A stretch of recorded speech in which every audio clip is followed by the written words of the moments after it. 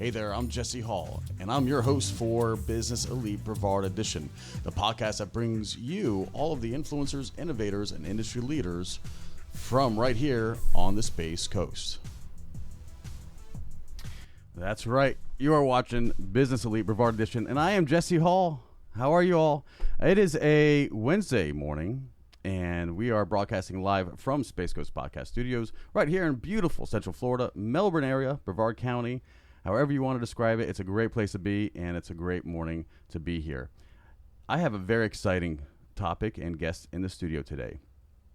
Jarin from Groundswell is going to share with us all the cool things that are going on, from tech innovation to all kinds of different new startups and businesses coming on board, all these success stories as well.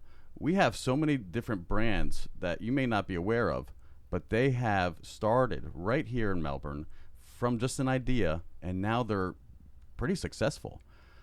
Jarin, what do you make of it? Is this just a new kind of like Palo Alto, or are we the next Silicon Valley? What's going on with this area? I mean, if you look at the number of engineers that we have here per capita, we have more engineers than those areas, right? But they're a different type of engineer. They're usually in tech and large defense companies. Of course. So it's really giving those people who are in their garage with a book of ideas that they have. It's giving them the space to explore that idea, test it, validate it, and then scale it. When you say that space, you are referring to Groundswell, the physical place.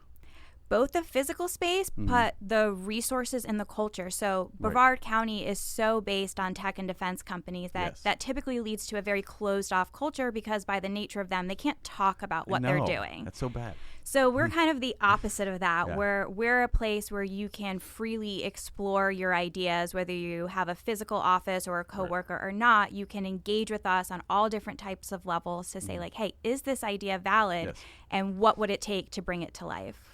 And I love that, because there are so many people who their talents are kind of like, I don't want to say suppressed, but kind of like you don't hear about it until like maybe some soldiers deployed and, some new device that was developed here, and it makes like, goes public, and there's like, well, thanks to this, defense company. And then they're able to applaud themselves, like, because years and years it's been a development, very hush hush. And until we're actually seeing it, deployed and in action, we're not savvy to that as, just regular consumers or even just people, neighbors to all this that's going on here, because we do have a tremendous amount of DOD here and a lot of defense contractors, and a lot of it is under closed doors, under, in top secret manila envelopes. Nobody knows what's going on. But I gotta admit that even the engineers that I know, they're not just a one-trick pony. They have many ideas. Yep, they have lots of ideas. They have a lot of skills. And when you take those engineering skills and you put them in an environment where there's highly skilled branders, graphic designers, coders, UX, UI, and you bring that all together under one roof with some really great mentors, and then with the ability to get them funded, it's magic. And so when you say get them funded, do you have your own money? Whose money are we funding it with? So really the heart of Groundswell is our three founders who have a really diverse network of venture capital, of contacts. And so we've helped companies raise over $50 million collectively since we've been founded in 2016. So our motto is, if it's a good idea, we can help you gain access to funding. Swift Paws being such a great example of that, female founded, lifestyle pet product, raised $750,000, right? And that might be challenging without a network like Groundswell that deeply knows that company, deeply believes in it, and is willing to tug on their network to get them the resources. When people say, I got a great idea, but I don't know where to start. And I've heard that a lot. I mean, but it sounds like even with like pet products, I mean, there's nothing off the table for you guys. It's not just like tech stuff. Yeah, it's a really good point. So I think when Groundswell originally started, it was traditionally a lot of software app focus, which we do and we can bring to life and we do really well. But we've kind of broadened our network, and we're doing a lot of consumer products, tons of e-commerce. We have a prototyping lab in the back of Groundswell with small injection molding machines, 3D printers, so we can design it, we can prototype it, we could do small run manufacturing, we can build your website, get you launched. It's really everything you need is right under our roof. And that sounds really expensive. It is not very expensive. I mean, is there a membership? There are membership. You don't have to be a member to tap into our resources and get connected. We're a give first community. So we really believe that if we're good to you, you're going to give back in some way. But yeah, you can rent an office. You can become a coworker. We also host virtual office. So if you're working from home and you need to build out your Google business listing, we have a membership for that as well. So if somebody has an idea, what's the first step? Do they just call an 800 number? There actually would probably call my cell phone number, which is on my email. But they would come in and we would sit and talk to them. It's very individualized because people come in with different skill sets, their ideas in all different stages. So we really need to assess what is it that you're doing, what resources do you need, and what will help you take a step forward. And then we kind of just connect from there. We really curate those connections based on what we know about our network and what we've learned about that founder. Because I'm wondering, there's got to be somebody who's going to listen to this and be like, but I've had this, magical product in my mind forever, and after they talk to you, and then you'll qualify them whether or not it's they can take the next step as to maybe come in interview or. Yeah, I mean, so we're really looking for, like, are you coachable? Are you really looking for others to give you advice? Can you take that advice in and work it and keep going? We also run an idea stage accelerator. We do this in partnership with an incubator in Orlando called Starter Studio. Wow. So it is designed for people who have an idea and want to test it out. So over 10 weeks in a cohort, they'll walk through customer discovery, building a financial model, building a business model, meeting subject matter experts, and then it ends in a big pitch night. So it's a really great way. It happens in the evenings. You don't have to quit your day job to do it. Yes. But it's a really great way to systematically sort through your idea because, like you said, this isn't their only idea. Right. So learning a system for systematically validating it and doing this discovery is incredibly valuable. It sounds super valuable. I mean, everything that you guys have been doing, even the, I would say like your graduates. Who is it? Tomahawk. Yeah, that's like Tomahawk right next Robotics. door now. Yep. They built their own standalone. I mean, that must have taken some big funding. And how long does it take to go from startup to now building your own business and getting all that funding? Yeah, so those are 3 guys who started off in a small office at Groundswell, and like you said, about 7 months ago, we broke ground and opened up a 8,000 square foot. There is a huge drone cage outside where all different things are happening. I'm always looking for a drone to be flying in there. Yeah, so there's no defined amount of time. Every company has their own journey based on their industry, but really what you're seeing on Irwin Street is our founder, Bud Defenbach, who had this passion and this vision for seeing startups come to life. And so he was able to buy up property and do build outs in a startup friendly way. Like, our motto is to always do what's in the best interest of the startups. And you don't want a company like Tomahawk to leave. You want to keep all that knowledge so close together. For example, Tomahawk is getting some products done in our prototyping lab. They can have access to it quickly and easily, efficiently, as they need it.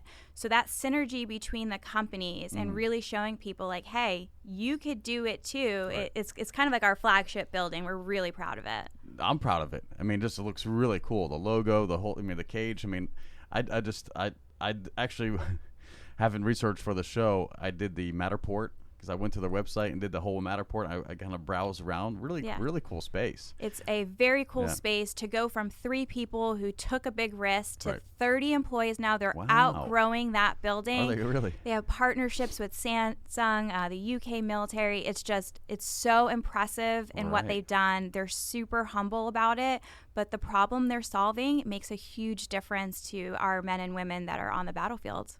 Yeah, and people don't get that, I mean, having surveillance, at a cost of, and I'm not sure what kind of robots, but, we all kind of are, we all got our sci-fi things, like the camera the size of like a mosquito or a little fly buzzing around on the wall, doing surveillance, when you could create like those kind of like spy kind of fun things. I mean, it's really cool to think that something like that may come from this area. It is very cool. The fact that they're able to take all these robots and drones that have all these different controllers. Some of these controllers come in giant suitcases. Wow. And one person is supposed to carry all this and navigate all these different ones. So what they're able to do is take all that technology, put it into one handheld controller. It looks like what you would play with on an Xbox. Yes. And make it safer, lighter, and better for our men and women. And the fact that it is just being done on our little block on Irwin Street in Melbourne is it's so exciting. What's going on with Irwin? I mean, it looks like there's a couple of vacancies, but then again, like Maslow just did a beautiful big mural on your facade.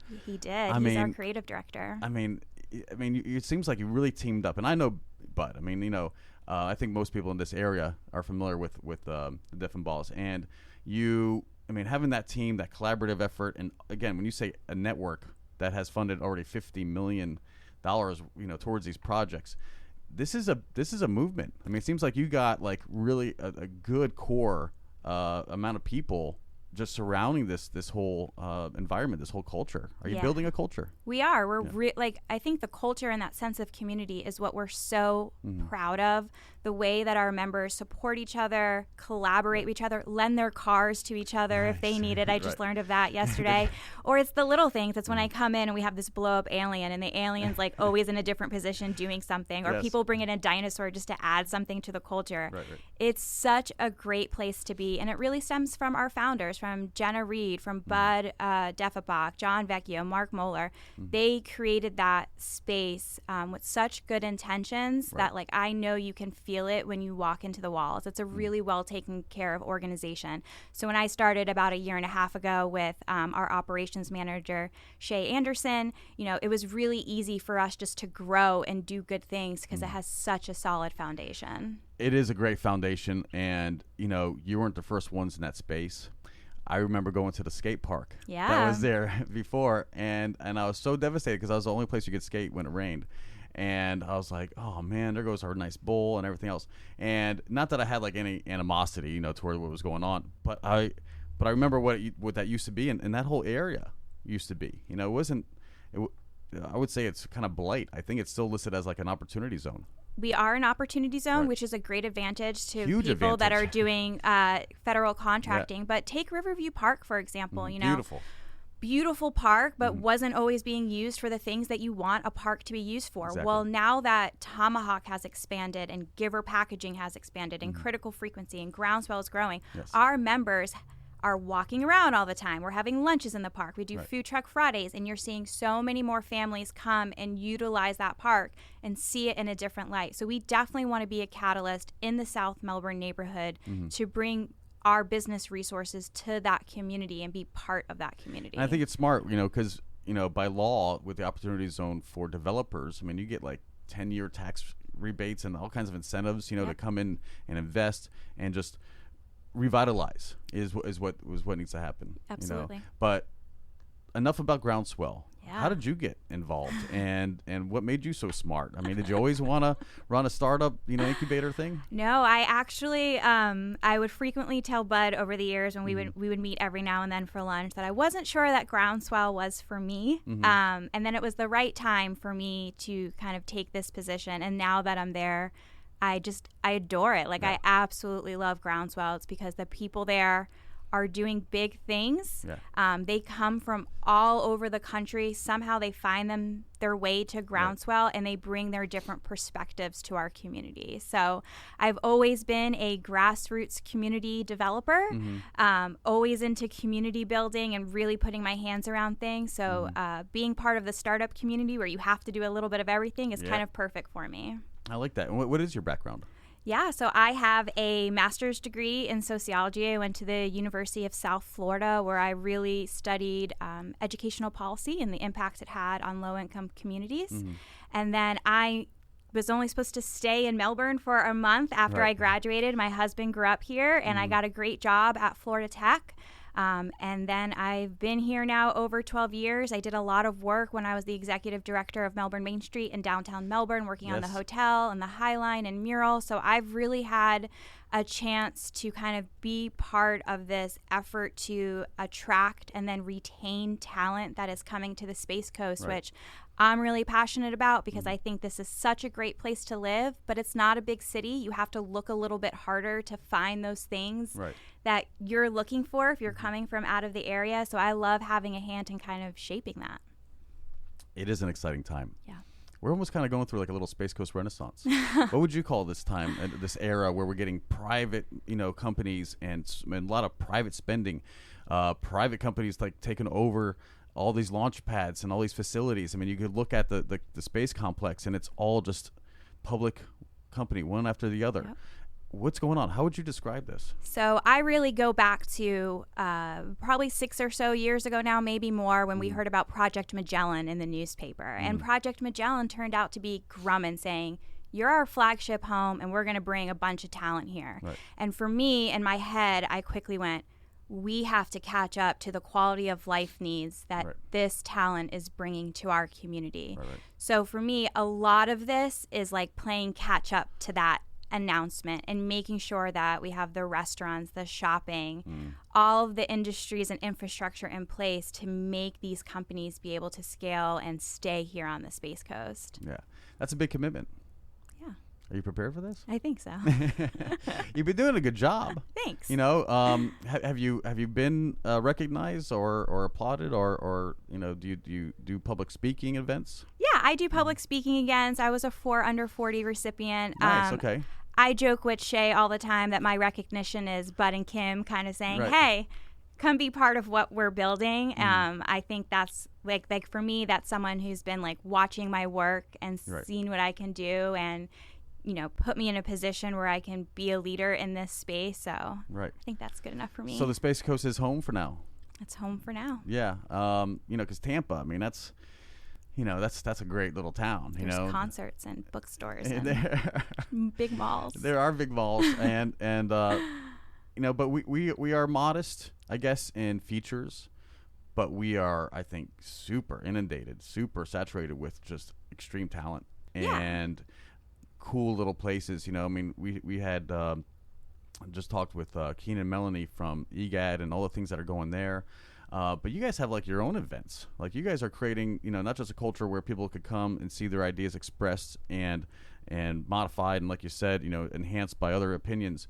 But now you're also incorporating just the public to come on in and do like little Friday. I mean, it's like Friday evenings. You have a thing. What's that called? Yeah. So the second Friday of every month, we host Idea Hour, and it's basically a casual gathering of idea sharing, beer drinking, and pizza eating. So people come. And anybody can come. Anybody can come, and you can share your idea, or maybe you've hit a roadblock that you're trying to solve. Maybe it's technical or business related. Right. But really, it's just an environment where people can come and share, and our network and our members will provide their expertise, and people can just collaborate and see what each other is up to. We do machine learning meetups. We have a SolidWorks training coming up. Wow. We have a cryptocurrency meetup. I think I'm going to that. It's super cool. We had a whole bunch of people drive down from Orlando last week just to kind of be a part of it. So our members have all this expertise, and the fact that they're willing to host these events and share it to broaden our community and contribute back to Groundswell is what it's all about. Exactly. And you do have like the team suites where people can meet at Groundswell.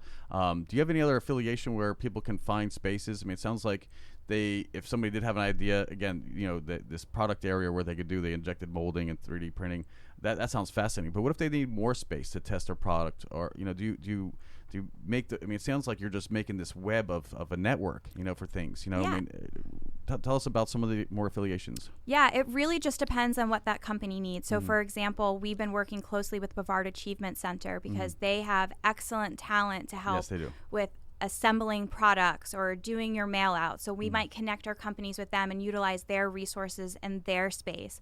Or you might find, like the other day, a member showed up and said, hey, I just got 100 boxes delivered for my product. Where do I put them? And I'm like, you could put them behind my desk, right? Like, so you'll see around Groundswell, there is a ton of EKG machines right now at Groundswell because who we play for does their heart screening test out of our conference room. So we're super flexible and casual because that is what our companies need most, right? They make their space their own, but everybody gets the culture there. So it's never really an issue. Because you brought up and because we play, right? Is that who we play for? Who we play for, I'm sorry. Let's talk about that because that's a fascinating ambition, and it came out of a very traumatic, you know, experience, and it seemed like it was more kind of like an epidemic that was going on, and because they're probably a nonprofit, right? I mean, it's all about fundraising and stuff. So I'm a big advocate for nonprofits. Why don't we shed some light on what that achievement is. Yeah. Who they are and why they do what they do. So Who We Play For provides preventative heart screenings mostly to student athletes to prevent sudden cardiac arrest. Evan Ernest is their executive director. They are based out of Groundswell Startups. This summer we had 300 people come for heart screenings. Wow. To put it very simply, yeah. They literally save lives. The amount of stories of people getting a screening and identifying something that could have led to sudden cardiac arrest. Little things, yeah. Or now they're identifying something that they have, and now their parents are going to get screened because it might be genetic. Wow. And That's I so think smart. what is so impressive about Who We Play For is that they took on the most difficult task, which is changing public policy. Right. So Brevard County was the first school district to mandate it. Orange County just announced that you have to get a preventative heart screening. They just had a bill passed through Congress. That is the hardest, longest fight you can take. And they are so passionate about what they do and the students they serve and the families that they impact. There is no better place to contribute your funds to than to help a child get a heart screening. It's the saddest thing when you hear, because here in Florida, the football seasons happens like right as they enter, school in September. Well, guess what? The preseason, the practice starts in August. The dead of summer, these kids are already like, just sweet, and they're doing 2-a-days. They do a workout in the morning, another workout at night, just to prepare to get into the season right when school starts. Well, that's got to add stress. And when you saw another kid just drops on a playing field, in this county in Florida, another one, and it's just like, it was just like every year it seemed like, there was another casualty to the training, and whether it's the heat and not being pre-screened and giving it your all, because as a high school athlete, you're trying to get that scholarship, you want to get recognized by college scouts, and you can't let those kids just go out there and play their hardest and not be there, because not all of them have a physician.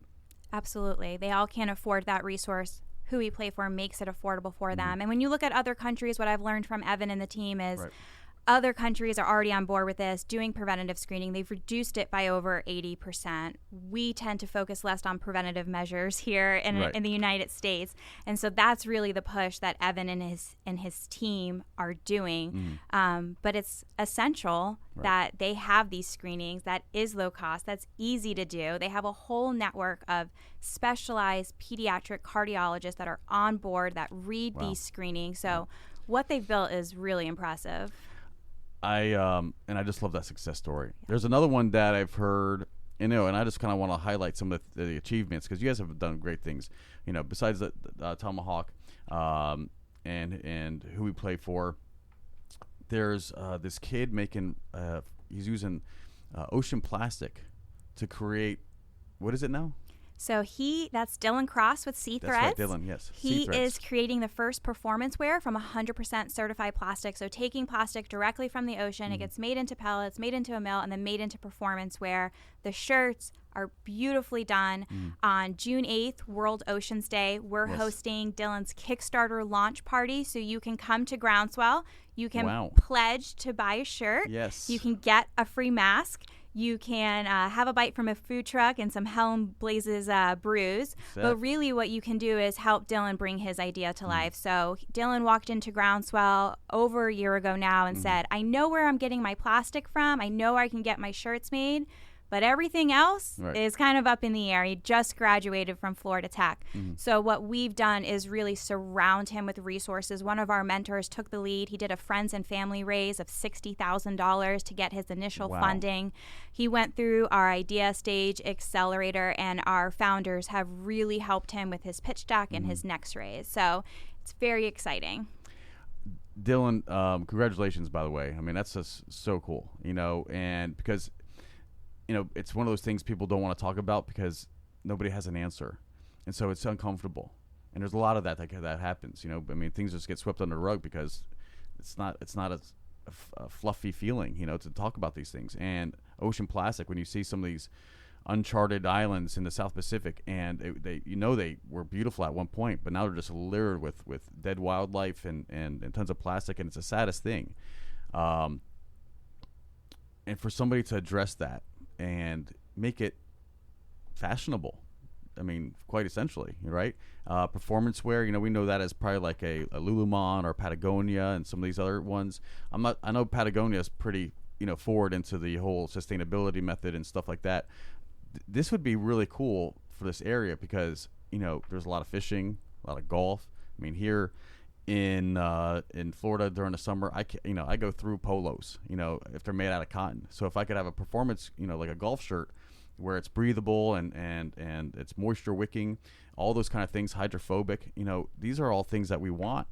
And if Dylan can produce and, go from shirts to hats to, the whole thing and, beanies, I mean, it's an exciting time. And I really love these feel good stories because, the nonprofits, the people that are doing just creative things with just an idea.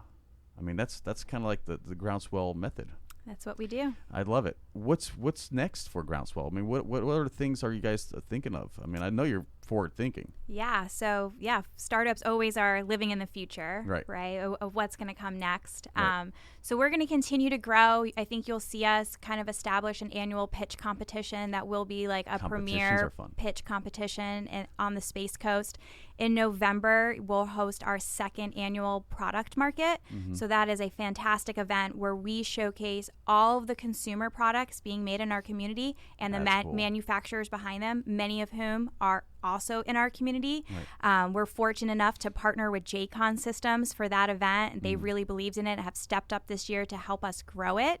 And so I think you'll see us continue to show the diversity of the type of companies that we help. We have a new e-commerce product that we're going to be launching probably fall of this year, which is going to make it easier than ever for individuals who have a product to get online, add a shopping cart, and start testing out their idea. And is that going to be something from your website? It'll be something from our website. Wow. Okay. So not only can they go there, find all the events, all the cool things that are going on, but also be able to create their own store. They'll be able to create their own store soon. It's actually being developed right now by one of our members, Noel Saw, who's an extremely talented UI UX developer. Mm-hmm. And what we're seeing, COVID happened. You go, what's going to happen to a co-working space? Well, what we found was that came back kind of stronger than ever. Right. And lots of people started showing up at our door with physical products. And we go, we can do that too. And so we are always in the business of breaking down barriers of entry for entrepreneurs. How can we get you launched fast, quickly, inexpensively? Mm-hmm. So this tool that we've developed, which is sponsored by one of our mentors, which is so great, is really going to make it like a one-stop shop for e-commerce products. Wow. I mean, that's I'll say revolutionary. I'm getting tongue-tied, but that's so thoughtful because there are a lot of soft goods, there are a lot of things, consumables that are being developed, and I think that's just so smart. Having like a catalog of like groundswell products, and I think, gosh, I mean that's like the new Sears, right? The new Sears catalog, and who knows what that could become. I love the competition. It could be like a Space Coast Idol or something. We could really have a good time. The Pitch Fest. I mean, this just sounds like so much ingenuity is going on. Yeah. Yeah. So what else in the future? I mean, I'm thinking there's got to be some more collaboration. Are you guys maybe building another branch or expanding to Orlando, Tampa, or another market? So we're only Space Coast. Okay. We will only serve companies that are living in the Space Coast or doing business with one of our companies. We're pretty restrictive on that. I think you'll probably see another building very soon that is next to Groundswell and another property that we were able to buy. Nice. And that'll serve some further expansions. You're going to see us really lean into additive manufacturing. What is that? So basically it's small run 3D printing, rapid prototyping, overmolding. It's really quick, easy access to these tools that people need. Because if you're going to fail, we want you to fail fast. So let's get your product out. Let's get you consumer feedback. Let's let you know so that you're not spending hundreds of $1,000s to figure out. I've also heard a really good one is fail forward. Yep. And if you're going to fail, figure it out, get back up, and and just keep on going, because there's a lot of failures in any business. There's ups and downs and stuff like that. I'm sure you're not promising that they'll never fail. But if they can prevent it or just make you fail forward faster, so again we can expedite the process. I mean, what's the shortest startup that you've ever done, like from start to finish? I don't know. They're all really different, right? It Right. depends on kind of what product they have, right? So some of our companies, they can build out a software product over a year or a month and launch it and get users and get rolling. If you look at MindStamp, they just won the Rollins business competition. They took home $25,000 for their Nice. interactive video platform. It's by Brett Lindenberg. It's a super easy to use, really dynamic platform. And then we had MakePrint. These are 3 students from Florida Tech. They just got second place at the Launch Your Venture competition, which is a very prestigious competition for students. And they're creating a software for 3D printers. All of their journeys are really different based on their individual skills and what funds and resources they have access to. Exactly. We recently launched a partnership with the University of Florida where we have That's access. exciting. Yeah, it's very exciting. Okay. So our companies have access to the fastest supercomputer in academia. UF established a partnership with NVIDIA, which is leading machine learning. It just so happens that 2 of the individuals who are leading that UF effort live right here on the Space Coast. One of them is a member at Groundswell. He leads our machine learning meetups, Mark Mayo.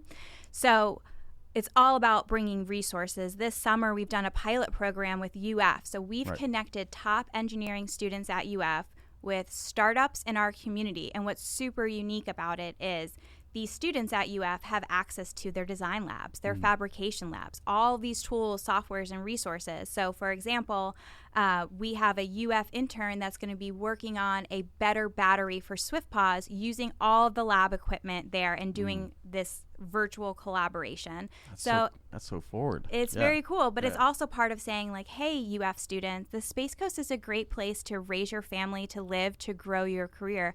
Come check us out while you're still in school. Right. Maybe you'll think of us again when you graduate. So it goes back to that effort of bringing the best talent here, and then how do we keep them here? And then how do we keep them here? I think a lot of it has to do with quality of life. It has to do with what type of restaurants we have, what type of retail we have, what type of events are we hosting. I mean, I've been able to go to Hotel Melby and go on that 11th floor and walk up there and look at our whole city and gorgeous, go, here are developers who truly understood the potential that is in the Space Coast and are giving us that kind of higher end feel that we're looking for. But I think you're seeing it starting to happen. So in Vieira, you're seeing like what I would call a real Sephora, right? You have Lululemon. The stores are starting to catch up to with the capital that is here. What people are looking for. So we need to continuously evolve that, and we need to provide the events people are looking for. We need to foster that resident attachment so that they don't come here for 6 months and then go, where am I? I have to go. We have to work at showing people, hey, it's a little bit harder to find. We're a small town with some big city touches. How can we connect you with those things that you're looking for? Not only that, but it's a spread out kind of a county. If you go to the north end, I mean, you can find some really cool, quaint shops and stuff, downtown Titusville and stuff like that. I mean, our natural resources, the Merritt Island Wild Refuge, Playa Linda. You have, just our gorgeous, beaches along Melbourne Beach, Archie Carr Preserve. We have sea turtles. I mean, I think maybe we need to highlight some of those natural resources more and let people know that this is the place to be. You're centrally located, an hour from Palm Beach, or maybe an hour and a half. You're an hour from Daytona, an hour from Orlando, and the theme parks. I mean, we are right where you want to be. Absolutely. And so, geographically, it's great. Again, because Titusville, we're the longest shoreline in Florida. 72 miles or something ridiculous. We're just so long. But you have between the Titusville, the Cocoa Village, Merritt Island has its own little culture over there. Of course, the tourists love Cocoa Beach at 520, but the locals hang out at Minuteman and downtown Cocoa Beach. You have all these little things, downtown Melbourne, which of course you are intimately aware of, EGAT. So we do have little pockets of different things to do and see. But how do we? I don't know. I mean, I guess that's more of an Office of Tourism thing, to like really highlight those things and make it to where people just recognize all of our hidden gems. Because we don't have like the big chains. I wish there was a PF Chang's and a Cheesecake Factory and some of these others. But where we're at is where we're at, and I think we're so much more of a maker And I love this because Keenan mentioned that, it's more of a maker kind of economy where you're dealing with those people who are, they're the ones that made this, and you get to talk to them. We're not just a bunch of big chains where you have no communication with, who made it, who's behind it, who designed it. And I think that's what makes this area that much more, I want to say, like, intimate. You get to know the people, the fabricators, the creators, and I love that creator culture. Yeah, I agree. I think that's what's really special, right? When you're shopping in our Main Street districts and you are checking out the cash register, it's most likely the store owner that's checking you out of there. I think a really good example is looking what the new owners of Apocalypse did. They took open mics, which was so loved, and they only enhanced it and brought great food and great coffee and great decor. And so it's creating more opportunities for people to put their spin on the Space Coast, but having it be so personal is such an advantage. Exactly. And by the way, I did not have Jarin mention that because Apocalypse, and since she brought it up, is our coffee sponsor here at Space Coast Podcast Studios. And thank you so much, Mike and Christine and all the gang over there. Great people and super innovative. Yeah. And they made it like they got their own apothecary, section. They got their own vintage clothing section, and they roast the best coffee. So well done. The food is so good. The food, I'm there anyway. We love Apocalypse. Go to Apocalypse. More Apocalypses, we need chains of those. So anything breaking, anything else coming that you want to let everybody know and enlighten? We're getting ready to launch our next accelerator cohort. So if you have an idea and you want to test it out in a cohort environment, you can go to our website at swellstartups.com and you can learn more about our accelerator. I would really encourage people to come for Food Truck Friday. All the engineers, you guys have every other Friday off. Come check us out. Come grab a bite to eat. Come grab a beer from Hell and Blazes, which is on tap right now, and kind of walk around. I am more than convinced that if you can walk into our building, you can feel the type of culture and the community that we are. And so come see us. And tours are free. I mean, there's a receptionist that'll just take them around. Yeah, so we have an operations manager. Her name is Shay Anderson. She is like a little piece of gold at Groundswell. I can't say enough about the work she does to make our community a community, but she'll give you a tour. She'll make you an espresso. We have really good coffee machines, locally roasted beans. There's always from Apocalypse. Okay. There's always snacks at Groundswell. Today, I am going to go back to the office, and at noon, it's our monthly member lunch. It's with partnering with Lytle Beckner for this one, and so everyone will come out, and everyone will just grab some food, super casual. So, I love that. And so, where's the after hours office? The after for hours. Groundswell. Is it Hell and Blazes? Is it Crush? I mean, you guys are right there near the downtown. We are. So every now and then we leave the building, but our members, we have a new member. His name's Scott. He's from California. He's an incredible addition. He's basically turned his office into a speakeasy. So sometimes at like 3 o'clock, we're having martinis in Scott's office, and he has a full bar set up. Scott. So sometimes the party continues to stay at Groundswell, our cryptocurrency meetup. Though it was only supposed to be an hour, people probably left around 11 o'clock. Wow. So it's a really casual place. Right. Grab a beer, grab a glass of wine, have some pizza, some Cheetos, and kind of do your thing. It sounds like an extended Greek kind of experience. you miss the Greek life. You miss your sorority. Come on by. No, but it just seems like you're really creating that just super casual, super fun. Like, don't work hard, work smart, work with others, collaborate. Get stuck, knock on my door, kind of thing. It just seems like a lot of fun. It is a lot of fun. So yesterday we just tapped our kegs, and so a bunch of us are standing around tasting the kegs, and before you know it, everyone's there sipping the new beer, right? And these are a lot of our members are people that would be working in their home by themselves. Right. And now they have kind of like that coworker experience where they're having conversations at their microwave. They're taking a walk with someone around the park to take a break in their day. They're learning about what each other does. They're passing business along to each other. So we are essentially each other's coworkers, and that's kind of just how we operate. I love that. Does it make you sad when they outgrow the space and they have to move out?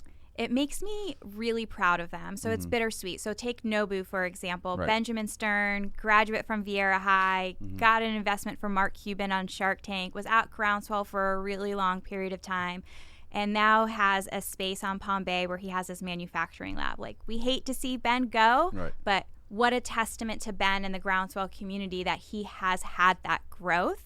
And he still comes back and participates, and I'll find him on the couch watching Netflix, eating Chipotle every now and then. So it's bittersweet to see them go, but if they have outgrown us, then they have done something right, and we as a community have done something right. So it's really a testament. So let's add to your accolades. How many graduates? Is there a number? Do you make track of it? So we don't really track it like that in the sense of graduates. I mean, we've now had 16 companies go through our Idea Stage Accelerator cohort. We just started that last year.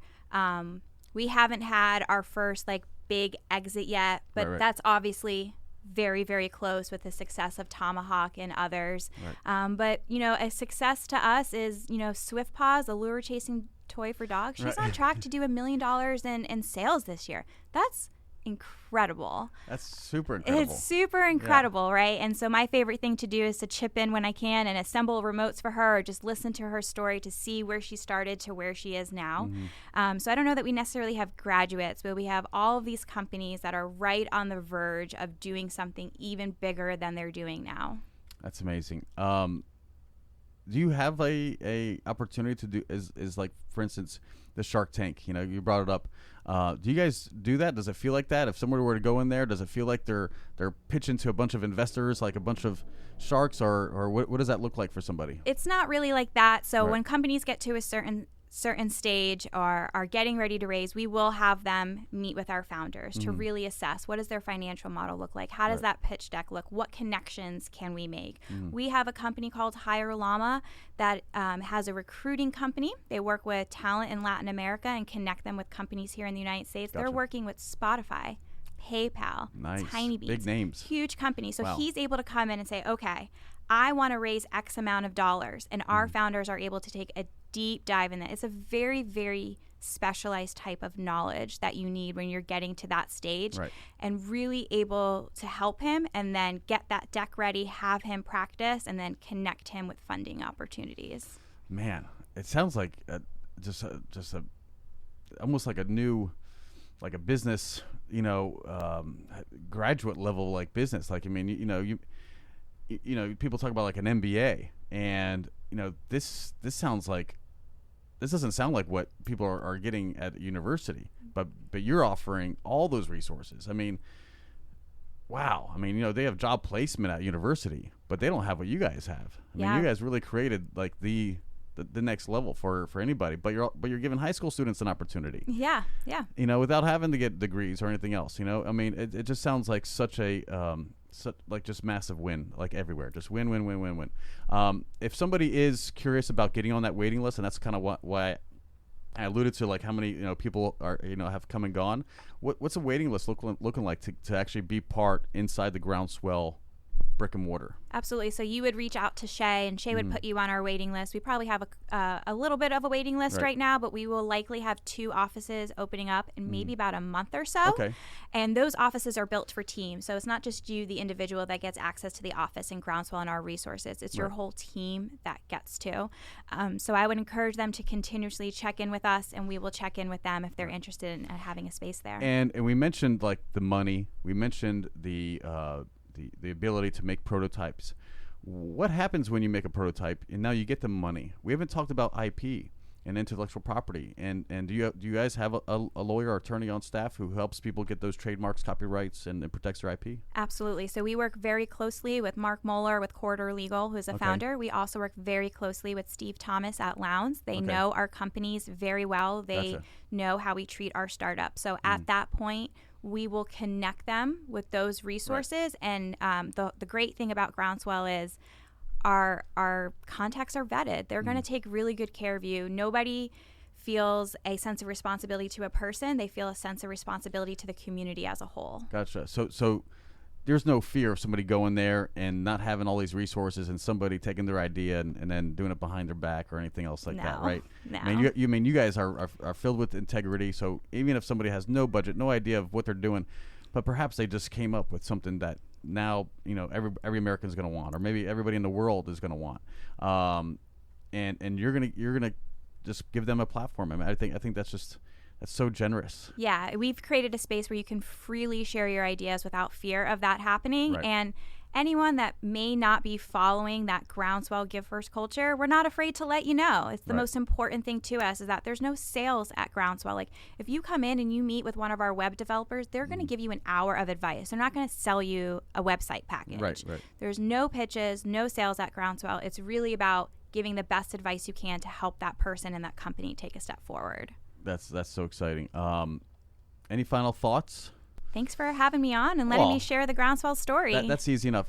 Once more, how do people learn about you? As far as Facebook, you have IG. Why don't you let us know how to find you on your social media? Absolutely. So Groundswell Startups on Facebook. You can follow Swell Startups on Instagram. Check out our LinkedIn. There's tons of content there. Visit swellstartups.com. Friday's Food Truck Friday. Come grab some Bangkok Thai and hang out with us. Last comment, or last, I guess, question. I want to know what you see the Space Coast looking like in about 5 years, and we'll take us out. Yeah, I think that we're going to continue to see hopefully mixed-use developments like the High Line, and I really hope that we see more affordable housing so that we can help residents on the Space Coast. So an unintended consequence of all of our success is that housing rates are really high. Yeah. And so we need to take care of our whole community. So I hope we see more efforts put to that. That's such a nice thought. What about the space race? Are we going to be in Mars or the moon colony in 5 years? I think so. You think so? Why not? I love that. I love that. Jarin, this has been so delightful. Thank you so much for joining us. And again, thank you for all those who have listened or watched on our Facebook Live. Again, this is Jesse Hall, and you've been listening to Business Elite, Brevard Edition. And until next time, may all of your business be such a success. Take care, guys. We love you.